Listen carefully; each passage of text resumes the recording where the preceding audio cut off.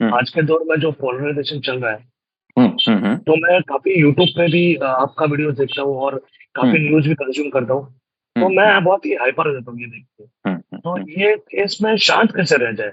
जैसे हम्म। आशा मानव सर को देखता हूँ मैं, तो वो हम्म। हर परिस्थिति में शांत रहते हैं। तो हम्म। मतलब ये कैसे किया जा सकता है? यानी जो भी चल रहा हो प्रॉब्लम्स, कुछ सिस्टम स्टेबल होते हैं। जैसे आज से 20 25 30 साल पहले जो एनवायरनमेंट था, एनवायरनमेंट का मतलब मैं एक्चुअल एनवायरनमेंट की बात कर रहा हूँ, उसमें इतनी बड़ी प्रॉब्लम नहीं थी, वो स्टेबल था। हमको लगता था ऐसा चल जाएगा। पर आज हमको पता है अगर पर्यावरण पे कुछ ठीक से काम नहीं किया गया तो ग्लोबल वार्मिंग हो जाएगा, उससे क्लाइमेट चेंज हो जाएगा। क्लाइमेट चेंज हुआ तो बाढ़ आना शुरू हो जाएगा ज्यादा, या कई प्रॉब्लम शुरू हो जाएंगे। पूरा मौसम बदल जाएगा तो हमारे खेती से उतना उपज नहीं होगी, वगैरह वगैरह, ऐसे कई समस्याएं हो सकती है। और इसके अलावा समुद्र की लेवल बढ़ जाएगी, कई देश डूब जाएंगे, वगैरह वगैरह, कई चीजें होने वाली है उससे। तो ऐसे में आप अस्वस्थ तो हो सकते हो कि ये गड़बड़ हो रही है। वैसे ही पॉलिटिकली हो सकता है, सोशली हो सकता है। ऐसे लगता था भारत देश अभी अच्छे से स्टेबल है, अकेला प्रोग्रेस भी कर रहा है अच्छे से। कुछ लोगों को, और मेरे जैसे कुछ लोगों को लगता है कि अभी अनस्टेबल हो गया है, कि इतना अगर एक दूसरे में लोग एक दूसरे से झगड़ने लगेंगे, एक दूसरे को दुश्मन की तरह देखने लगेंगे, हिंदू मुस्लिम झगड़े जो चल रहे हैं वो ऐसे ही बढ़ते गए, तो अ, यानी अनस्टेबल हो गया ये तो। यानी इसमें तो कुछ, जैसे हम कहते हैं कि गृह युद्ध जैसा भी कुछ हो सकता है, कि देश के ही लोग एक दूसरे में युद्ध कर रहे हैं एक दूसरे के साथ में। तो ऐसे भी गड़बड़ हो सकती है। इकोनॉमिकली ऐसे लग रहा है कि जो प्रॉब्लम्स है उनको सॉल्व करने के बजाय हम कुछ तो भी जो झूठे प्रॉब्लम्स है, एक्चुअल में ऐसे कुछ एक दूसरे से डरने की जरूरत नहीं है। हिंदुओं को मुस्लिमों से डरने की, या क्रिश्चियनों से डरने की, किसी से डरने की, हिंदू धर्म में कोई खतरा है वगैरह, ऐसी कोई बात नहीं है। सब झूठा बना के ऐसा चल रहा है, ऐसा मेरा मत है। प्रामाणिक मत है और सोच समझ के किया गया, जानकारी लेके बनाया हुआ मत है। और वैसा होके भी क्या लग रहा है कि इकोनॉमिकली वो जो गड़बड़ चल रही है, बड़े फ्रॉड चल रहे हैं, उन्हें छुपाने के लिए सब आगे किया जा रहा है। तो ऐसे में इकोनॉमिकली अनस्टेबल हो गए हैं।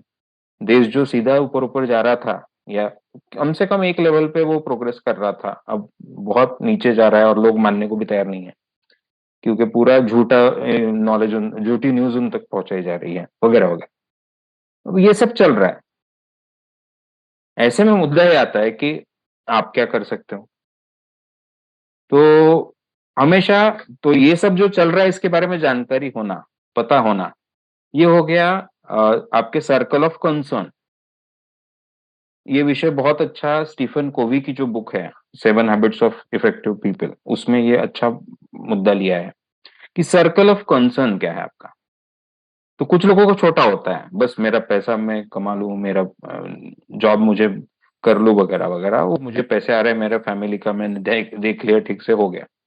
कुछ लोगों का वो कंसर्न बड़ा होता है कि भाई ठीक है मैं पैसे कमा लूंगा, पर मुझे खाना क्या रेट में मिलेगा, उसमें मिलावट होगी कि नहीं, उसमें केमिकल डेंजरस वाले होंगे कि नहीं, मुझे हवा किस क्वालिटी की मिलेगी, मुझे पानी अच्छा मिलेगा कि नहीं, मेरे बच्चे को स्कूली शिक्षा कितनी महंगी मिलेगी। ये कमाने के थोड़ी होने वाला है, थोड़ा ध्यान रखना पड़ेगा तो ये सब ठीक से मिलेगा। अब कोरोना में पता चल गया केवल पैसे से नहीं होता है। जब तक पब्लिक हेल्थ सिस्टम अच्छी नहीं हो तो टाइम पे कुछ नहीं मिलेगा। अगर कितना भी पैसा हो, करोड़ों रुपए हो, पब्लिक हेल्थ सिस्टम अगर अच्छी नहीं है तो टाइम पे कैसे करोगे आप, क्या करोगे आप। यानी करोड़पति लोग भी मर ही गए ना। तो यानी हमको पता चलता है कि नहीं, थोड़ा ध्यान तो कुछ लोगों का सर्कल ऑफ कंसर्न बड़ा होता है। तो ये है। तो ऐसे में आप क्या कर सकते हो। तो हमेशा प्रैक्टिकल अप्रोच हमेशा ये होना चाहिए कि मेरा सर्कल ऑफ इन्फ्लुएंस क्या है। सर्कल ऑफ कंसर्न काफी बड़ा है, समझ में सब आ रहा है, पर मैं इन्फ्लुएंस कर सकता हूँ क्या। तो हमेशा फोकस लाइफ का उस पे रखो, कंसर्न पे ध्यान रखो, फोकस इन्फ्लुएंस पे रखो कि मैं किस चीज, मैं क्या कर सकता हूँ।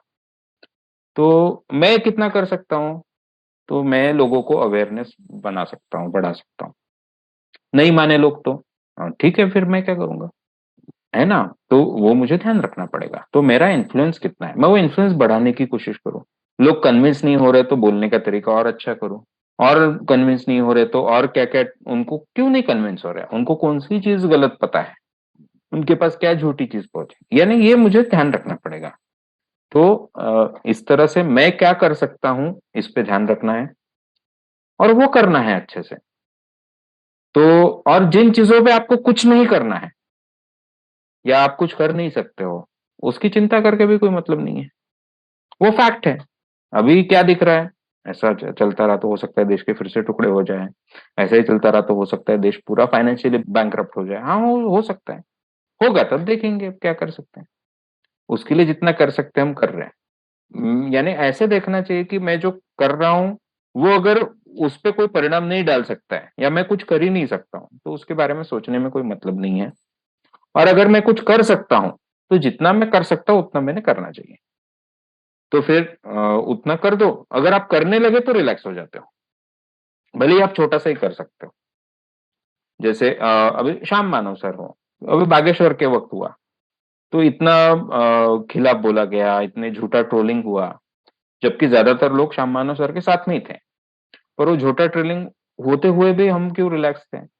क्योंकि प ठीक है चलो, है ना ऐसे लोग, हमको पता है ना बाबाओं के पास जाने वाले लोग हम हमारे पास आने वाले लोगों से कई गुना ज़्यादा है। तो उसको बदलना तो टाइम लगने वाला है, तब तक पेशेंस रखना ही पड़ेगा। अगर इम्पेशेंट हो गए, तो हम नॉर्मल जी नहीं पाएँगे। तो ये बात है, तो कोई भी लंबा काम करने को भी वक़्त लगता है, वो पेशेंस भी होना चाहिए। दूसरा हम क्या कर सकते हैं? अब बागेश्वर बाबा को हम जाके अरेस्ट नहीं कर सकते। अगर हमारे राज्य की पुलिस कानून के मुताबिक काम ना करे, तो हम कुछ भी नहीं कर सकते, हमारी ताकत ही नहीं है वो। तो फिर पुलिस तक बताने का काम हमने किया, आगे पुलिस नहीं कर रही है। हाँ, लोग बागेश्वर वाले भक्तों को बहुत मज़ा आता है। अरे! तुम्हारी तो बात झूठी निकली। अरे भाई झूठी कैसी सच बात झूठी कैसे निकल सकती? तो ऐसी बात है। तो इसलिए जो आप कर सकते हो उस पे फ़ोकस रखो। वो अगर आपने कर दिया, तो भी आप रिलैक्स रहते हो। अगर हम कुछ नहीं कर सकते हैं, तो कोई मतलब नहीं है। देखो, न्यूज़ कंज़्यूम हमने लिमिटेड टाइम करनी चाहिए। आप अगर फुल टाइम न्यूज़ कंज़्यूम करते रहोगे तो परेशान ही रहोगे, क्योंकि दुनिया में हर जगह कुछ न कुछ समस्या हो रही है। हमारे देश में कई समस्याएँ हो रही हैं, तो न्यूज़ कंज़्यूम करने को भी लिमिट कर दो। आपको जो करना है, उस पे फ़ोकस करो। अगर एक आप जो भी जॉब वगैरह करते हैं, जो भी आपका प्रोफ़ेशन है, वो करते-करते आप कुछ वक़्त निकाल सकते हो क्या? फिर आप वक़्त निकाल के क्या कर सकते हो, किसी सोशल ऑर्गनाइज़ेशन के साथ जुड़ सकते हो, किसी सोशल पॉलिटिकल ऑर्गनाइज़ेशन के साथ जुड़ सकते हो, जो लोगों के लिए लड़ती है वगैरह-वगैरह। उनमें आप थोड़ा बहुत कंट्रीब्यूशन कर सकते हो, पैसे का दे सकते हो, वक़्त का दे सकते हो, आपके टैलेंट का, नॉलेज का दे सकते हो। वो क्या दे सकते हो, कितना दे सकते हो ये सोचो।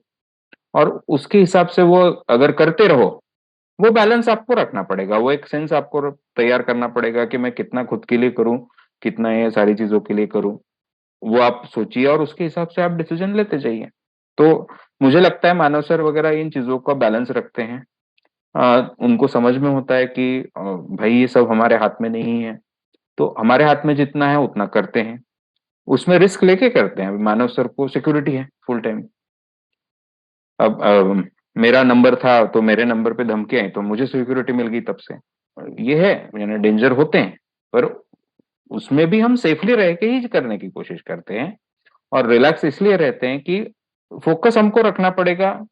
एक बार जितना हमने किया उतना कर लिया, उसके बाद फिर आपकी ज़िंदगी में जो भी बाकी भी रोल्स हैं, बाकी भी खुशियाँ हैं, उस पे भी फ़ोकस करना चाहिए। यानी हम अभी भी ट्रिप पे जाते हैं, मानव सर भी जाते हैं, ये सब होके भी।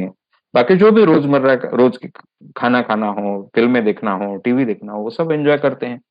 क्योंकि फ़ोकस ऐसा किए बिना आप ठीक से काम नहीं कर पाओगे। तो आपको खुराक में खुशियाँ भी ज़रूरी है, रिलैक्स होना भी ज़रूरी है। तो ये डेली होना चाहिए।